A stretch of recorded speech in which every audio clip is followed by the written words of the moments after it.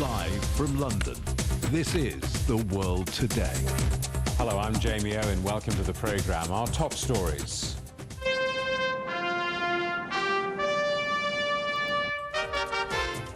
China rolls out the red carpet for the Maldives president as he looks for closer ties and a move away from traditional ally India. Our other headlines: pushing for a Palestinian state. Top United States diplomat Antony Blinken meets Palestinian President Mahmoud Abbas as Israel continues its attacks across the Gaza Strip. What this year might hold for all of our lives, from artificial intelligence to climate change, the threats that could trigger global crises. And a strike by train drivers adds to Germany's troubles as it also deals with an ongoing protest from farmers. President Xi Jinping says China can develop its relationship with the Maldives as the country looks to move away from its long-standing ally India. Recently elected President Mohammad Muiz is on a state visit and met President Xi in Beijing. He's pledged to remove Indian soldiers based in the country and alter its so-called India First policy. China is the Maldives' largest external creditor, accounting for about 20% of public debt.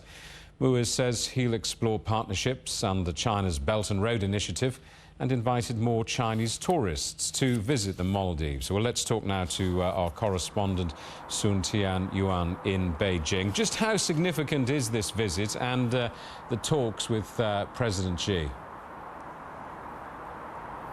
Hello, Jamie. President Xi Jinping held talks with his Maldivian counterpart Mohammad Muiz in Beijing this afternoon, and the two leaders announced an upgrade in bilateral relations to a comprehensive strategic partnership. President Xi says China and the Maldives have respected and supported each other since they established diplomatic ties 52 years ago, and he says China is willing to work with the Maldives to expand exchanges and cooperation in fields such as trade and investment, agriculture and green economy, as well as climate change and high-quality joint construction of the Belt and Road Initiative. Now, China is also ready to increase direct flights with the Maldives to boost people-to-people exchanges. Muiz says he's honored to be the first foreign leader to pay a state visit to China in 2024.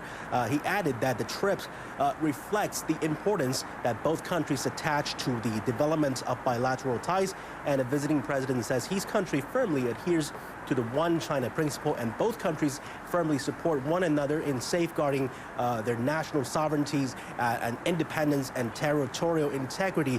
The visiting president also thanked China for providing valuable support for his country's economic and social development, especially under the Belt and Road Initiative framework. And he also says the Maldives looks forward to taking this opportunity to further expand cooperation and promote ties and boost high-quality joint construction of the BRI with China to create more benefits for the two peoples. And over the years, China and the Maldives have achieved fruitful outcomes across various fields. In 2022, the annual trade volume between the two countries actually rose 10% year on year to $451 million. China has also played an important role in infrastructure development in the Maldives, especially through the BRI. Several major projects have been launched, including the construction of the China-Maldives Friendship Bridge. It's the Maldives' first cross-sea bridge, and also an international airport expansion and multiple housing projects. Besides that, China was also the largest source of foreign tourists to the island nation for 10 years before the COVID-19 pandemic. Back to you, Jamie. Sun Tianyuan, our correspondent in Beijing. Thank you very much. Chinese military officials have told their United States counterparts that China will never compromise on the issue of Taiwan's sovereignty. The comments were made during talks in Washington, the latest engagement since the resumption of high-level military contacts. The meetings are aimed at preventing small-scale incidents from spiraling into conflict. China's defense ministry said it wants to develop stable military-to-military ties with the United States on the basis of equality and respect. Meanwhile, China's foreign ministry has condemned the meeting between United States House Speaker Mike Johnson and Taiwan officials on Tuesday. There is only one China in the world, and Taiwan is an inalienable part of China. China has always firmly opposed any form of official exchanges between the United States and Taiwan.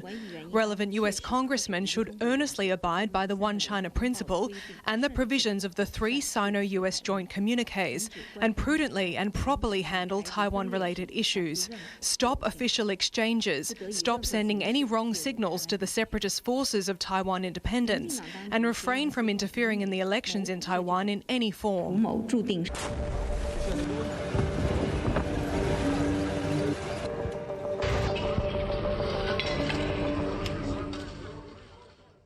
The United States Secretary of State Antony Blinken has held talks with the Palestinian President Mahmoud Abbas after pressing Israel's leaders to offer a pathway to a Palestinian state. Mediators are intensifying their efforts to try to diffuse regional tensions and secure a lasting ceasefire to stop the fighting in Gaza. Well, let's talk now to the Associated Press correspondent Isabel Debray in Tel Aviv. Isabel, what more do we know about Blinken's meeting with Abbas?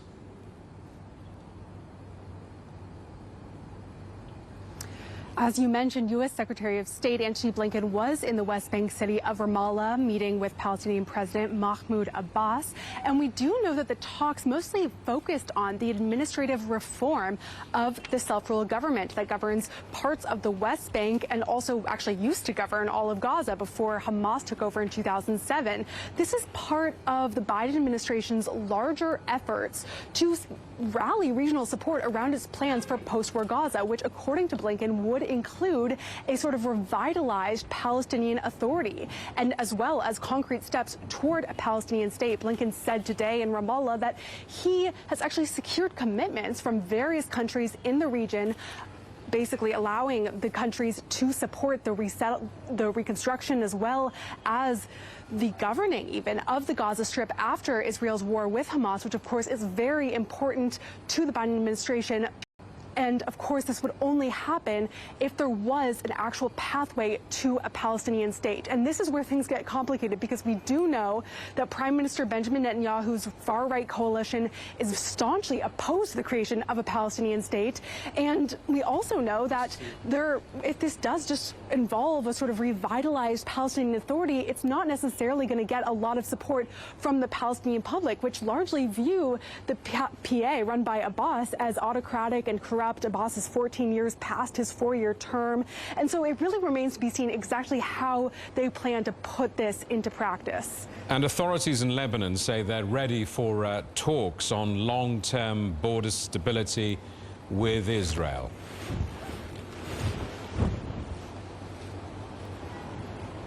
That's correct. We did hear from the caretaker Prime Minister Najib Mikati that this is a very important issue that they want to solve, this issue of the border dispute that dates back now 23 years.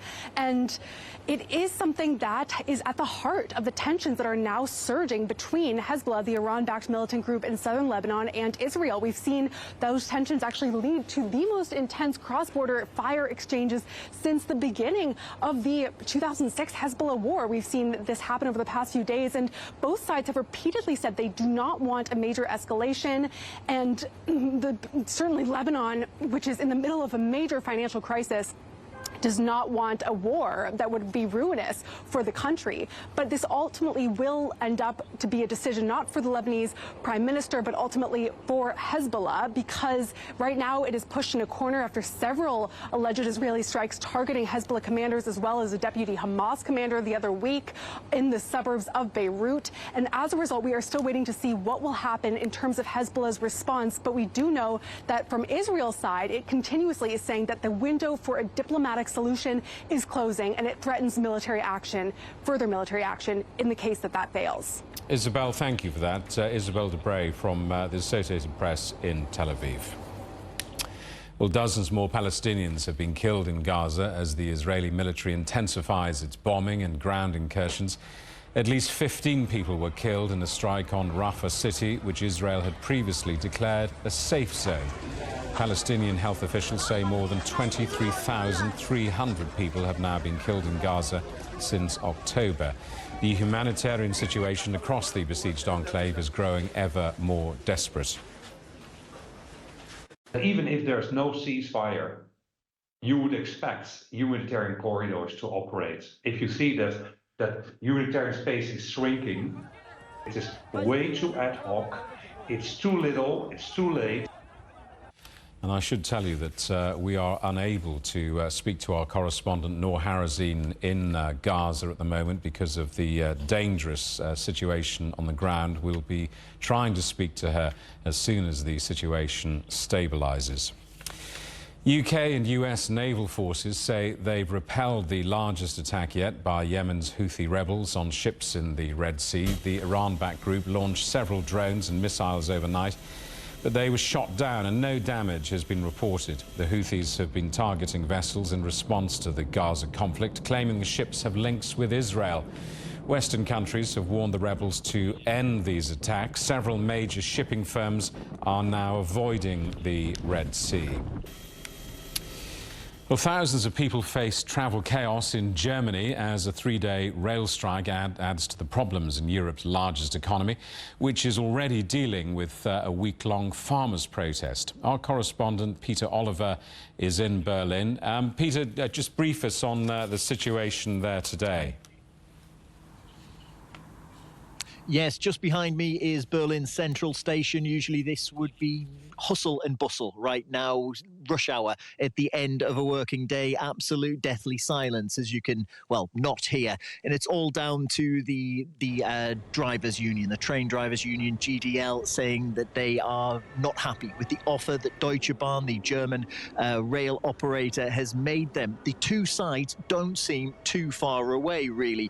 What GDL want is a one-off payment of $3,300 per of one of their members and a rise of $600 per month. What's being put on the table is a one-off payment of $3,120 and a 11% wage rise per month. What we've heard from the head of the GDL union is that they're open for compromise. However, that does seem to be compromise from the Deutsche Bahn side, from the train operator side. What we have heard from GDL is that they're prepared to wait until Friday, until the end of this current strike. If their demands are not met, they're going to regroup and then plan further industrial action. They say this isn't going away. They aren't prepared to budge in their demands any further, and it's up to Deutsche Bahn to come and meet them where they currently stand. Deutsche Bahn, for their side, say they've already moved as much as they possibly can, and they aren't willing to do any more. What we've heard from the government is Volker Wissing, who's the transport minister, saying these two sides need to get back in the room and sort this out sooner rather than later, because we have serious problems here when it comes to transport in Germany, as I looked at in this report. All still and all quiet at Berlin Central Station on Wednesday morning. A three-day nationwide strike by the GDL train drivers union over pay and working hours means that the usually heaving terminus was close to deserted. The union is demanding an increase in wages and a cut in hours from 38 to 35 per week. Deutsche Bahn, the German rail operator, has told passengers to find alternative routes, although a very limited number of trains are departing for those for whom that's not an option. I was in Bayern and I had to come here to Berlin, and so my train was cancelled. But the whole staff of the trains was very nice and supportive, so they really helped me find another train, another fast train. So it was really fine for me. When I came, the train was not crowded at all. I could sit, I could do everything I wanted. She is one of the lucky ones. 80% of long-distance trains in Germany are cancelled. It's not just industrial action on the trains which is causing transport chaos in Germany at the moment. Protests by farmers against plans to cut subsidies, including those for diesel fuel, have been blocking roads since Monday and are going to continue until next Monday. Farmers are angry with the direction of the current government. I want politicians to make politics for the people and not for foreign countries. I want them to be there for the middle class as well as for the rich. Right-wing opposition party Alternative for Deutschland has been very vocal in support for the farmers. Chancellor Scholz says that some of the farmers' demands had already been met halfway and called for calm. I believe it is also important that moderation is now maintained. This should also be a concern of all Democrats. especially in turbulent times like these. With rail and road travel paralysed in some parts of Germany, the fear is that the longer this goes on, the more it will impact an already struggling German economy. Between the train drivers, the farmers, and news emerging of unhappiness among doctors as well, it does seem the German government is playing whack-a-mole among sections of society increasingly dissatisfied here in Germany. Peter, thank you for that. Our correspondent Peter Oliver in Berlin. You're watching CGTN. Still ahead. The year ahead for all of our lives. What does 2024 have in store when it comes to global risks?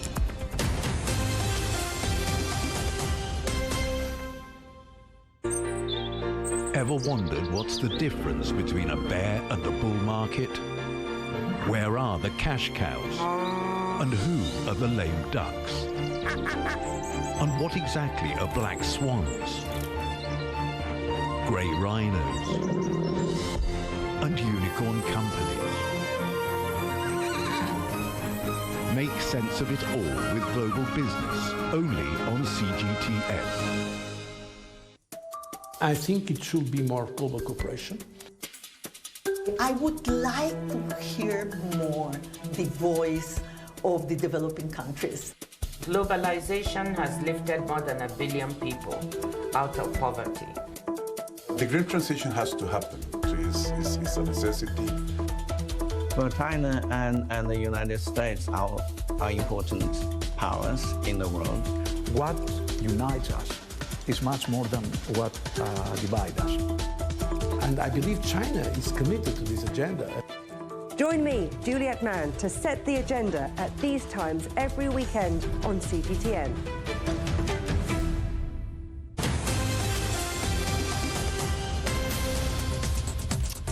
Hello, welcome back. A reminder of our top stories. China rolls out the red carpet for the Maldives president as he looks for closer ties and a move away from traditional ally India.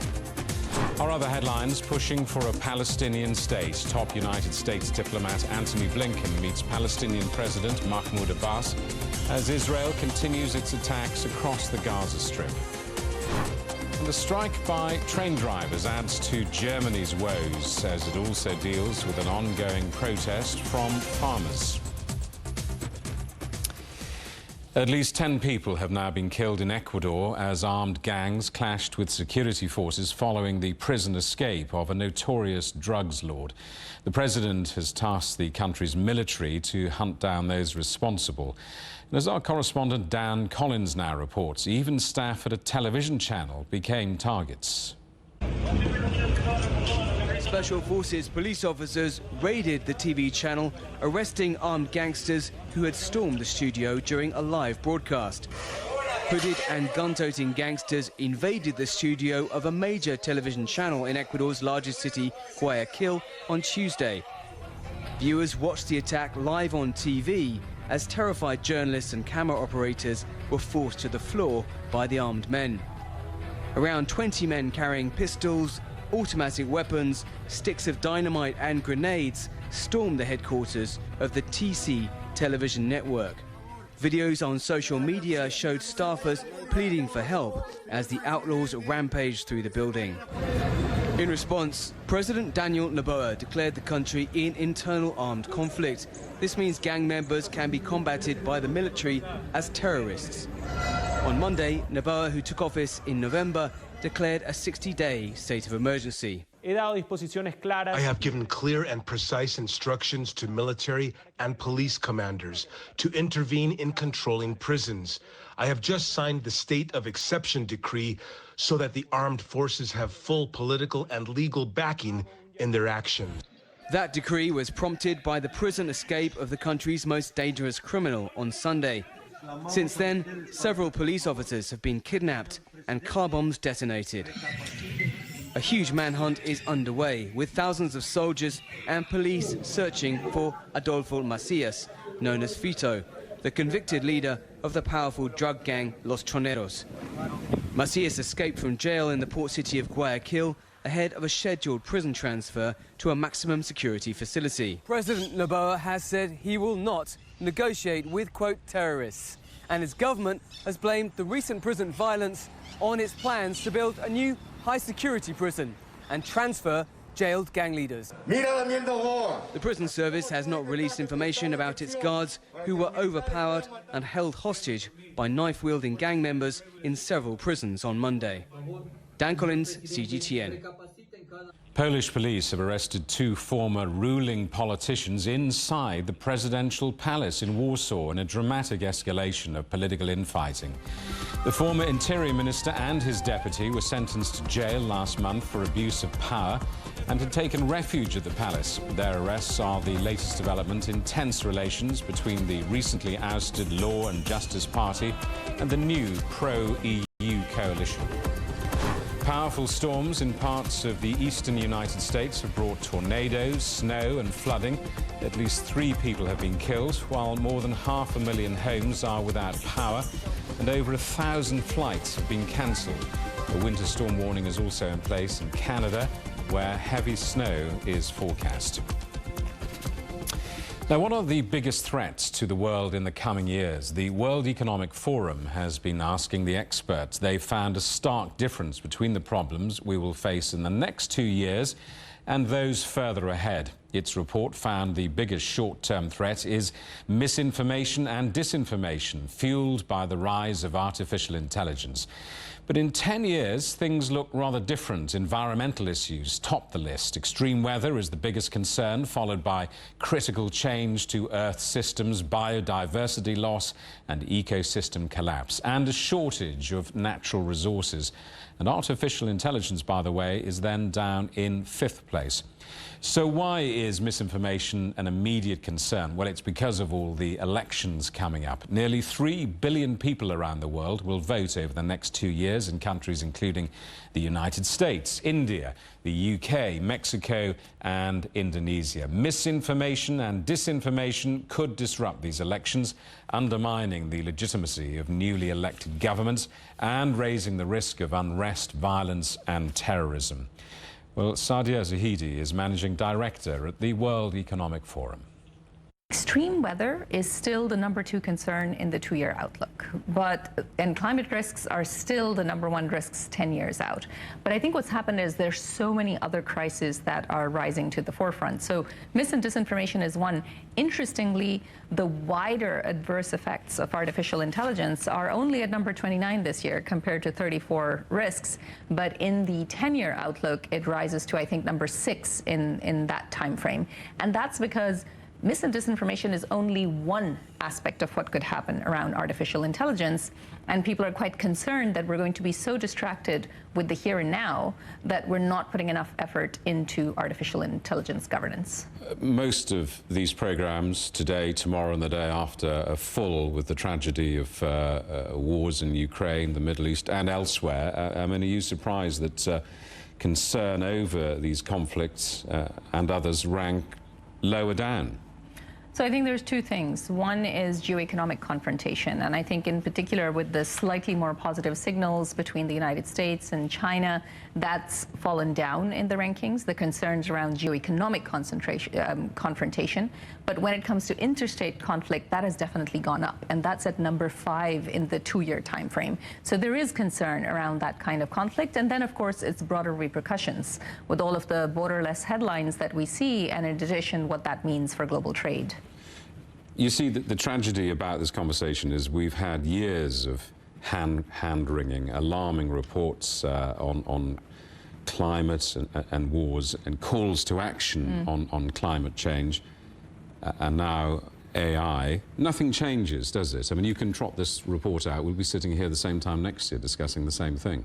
So I think it's a mix, right? What we're doing here is not making a prediction of the future. I think what we're saying here is we absolutely must stay focused on these risks, and we're getting 1,500 global experts to tell us what do they think is going to be most severe and what the likelihood of that is. So that's what we're starting to understand with this picture. But I think, as we say in several places in the report, this is not a prediction. The future is up to us. We decide how we handle some of these things, and especially when it comes to climate, I think the speed of that change, it's very interesting. Some of the business-related responses are saying this is a risk, but it's a little bit further out.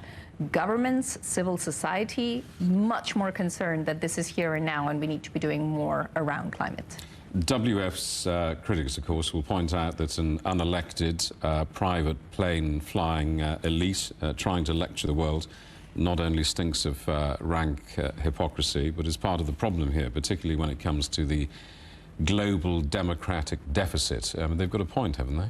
I think what we're trying to do is create that stage, that platform where all of these different players can come together. And the theme of our meeting next year, or next week rather, is around rebuilding trust, because there has to be a lot more conversation between different parties around how we're going to tackle some of these things. There are some long-term intergovernmental political processes where a lot of that happens. So, for example, the meeting that just took place in the UAE around COP, that's where governments come together. What we then do is mobilize the private sector along with governments to be working in coalitions of the willing. So whether that's our First Movers Coalition, where businesses are procuring through their supply chains greener technologies, new innovations, or whether that's our initiatives like the Reskilling Revolution, where lots of different governments and businesses come together to provide people with better education and better skills and learning. So it's about building those coalitions, and we provide the research, like this report, and then, of course, providing some of the mechanisms through which these people can collaborate with each other. Mandatory face mask rules have been reintroduced in Spain following a spike in coronavirus and flu cases. Our correspondent Ken Brown reports now from Madrid. Something we'd all hoped to see the end of after the relaxation of COVID restrictions, but masks have been made mandatory again in Spain. To enter a hospital or a health centre from today, you simply have to wear a mask, a response to a surge in infections of COVID and flu. A wave of infections has forced at least 4 hospitals in Catalonia to postpone non-life-threatening operations to deal with them.